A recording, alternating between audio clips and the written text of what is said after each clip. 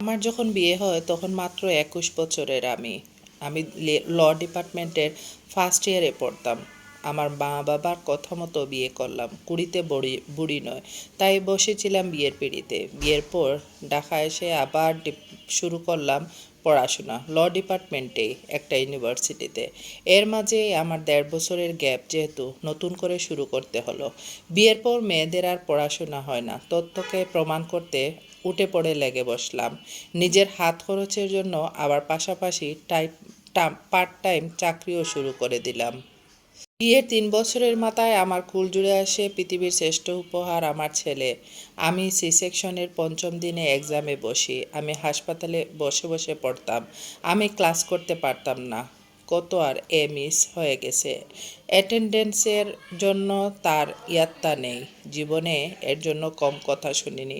বাধা এসেছে সহস্রবার পড়াশোনা না করার। যখন সবাই ভার্সিটিতে হাসি খেলায় প্রেমে মত্ত, আমি তখন বাচ্চা, সংসার, পড়াশোনা, পার্ট টাইম জব, কঠিন বাস্তবতা নিয়ে ব্যস্ত। এতটাই জিদ করেছিলাম যে আমি কোনো সেমিস্টারই ড্রপ দেইনি। পুরো অনার্স মাস্টার্স একসাথেই করে নিলাম। মোটামুটি ভালো রেজাল্ট নিয়ে বের হই। আবার ইন্টার্নশিপও করলাম। অসাধারণ 3 মাস কাটে। আর তারপর কিছুদিন পর নতুন স্টার্ট আপে ঢুকে। তারপরও মন ভরছিল না। অনেকেই তাচ্ছিল্য সহকারে বলছিল, ও আচ্ছা, স্টার্ট আপে কাজ করো। আবার অনেকের কথা ছিল, বাচ্চা আছে, চাকরি করার কি আছে।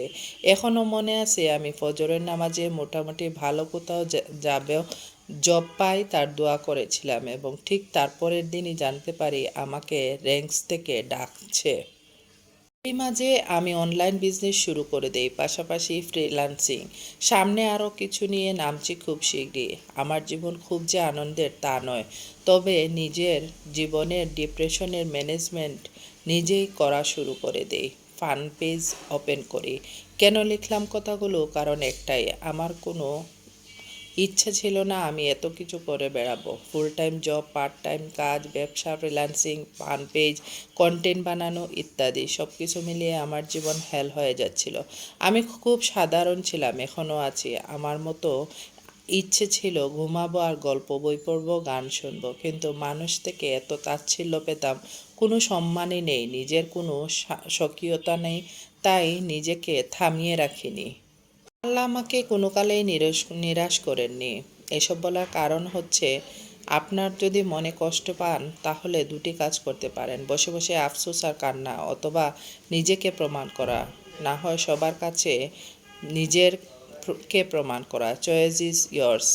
Yes, choice is years. 21 বছরে আমি যখন বিয়ে করি তখন মাথা নত করে থাকতাম।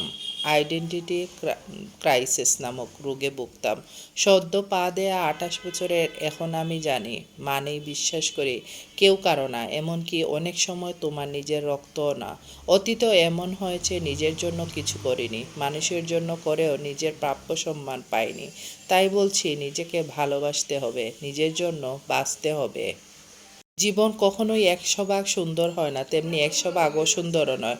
প্রকৃতির নিয়ম ব্যালেন্স করে নেয়া, তোমার ব্যালেন্স করতে হবে না। প্রকৃতির নিয়মেই ব্যালেন্স হয়ে যাবে সব কিছু। আমি পারবো না, আমাকে দিয়ে হবে না, এর বাইরেও তোমার জন্য কী অপেক্ষা করছে তুমি নিজেও জানো না। একবার সাহস করে দেখো, পৃথিবী জয় না করুক, নিজের সত্তা জয় করতে জানবে তুমি। আমি তো কতবার কত কিছুতে হেরে গিয়েছি। মাঝে মাঝে হয়তো জীবনের কাছে, কিন্তু থেমে তো থাকেনি। হেরে যাওয়ার গল্প আছে বলেই হয়তো ডাউন টু আর্থ বাক্যটা আছে।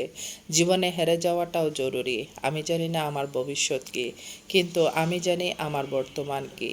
আলহামদুলিল্লাহ, যা পেয়েছি আল্লাহর কাছে অনেক শুকরিয়া। অশেষ রহমত আল্লাহর। আলহামদুলিল্লাহ, যা কিছু পাইনি, কারণ ওটা আমার পাওয়ার ছিল না। যা কিছু পাইনি সব কিছুর জন্য আল্লাহর কাছে শুকরিয়া। এটাই জীবন, মেনে নিয়ে আমাদের সামনের দিকে এগিয়ে যেতে হবে। যারা এগুলো বিশ্বাস করে না তারাই পিছনে পড়ে থাকে, আর পিছনে যারা থাকে তারা জীবনে সামনে কি পাবেন তা বুঝতেই পারেন না। আপনার জীবনের সফলতার গল্প সবাই শুনবে, কিন্তু ব্যর্থতার গল্প কেউই শুনবে না। ব্যর্থতার গল্প না শোনাতে চাইলে নিজেকে কাজে ব্যস্ত করুন। আপনি মেয়ে বলে ঘরে বসে থেকে কী লাভ বলেন? একজনের কথা শুনতে হবে, তাই না? পাড়া প্রতিবেশী কেউ আপনাকে বাদ দেবে না, সবার কথাই আপনাকে শুনতে হবে কান ভরে, এবং আপনার পরিবারের সবাইকেও শুনতে হবে। তাই নিজের সফলতার জন্য নিজেই পরিশ্রম করুন, নিজেকে এগিয়ে নিয়ে যান। মহিলা বলে ঘরে বসে থেকে কোনো লাভ নেই, কাজে লেগে পড়ুন, ইনশাল্লাহ সফলতা আসবে। আমার মতো সফলতা যদি চান তাহলে কাজে বেরিয়ে পড়ুন, সফলতা আপনার দ্বারে একদিন আসবেই।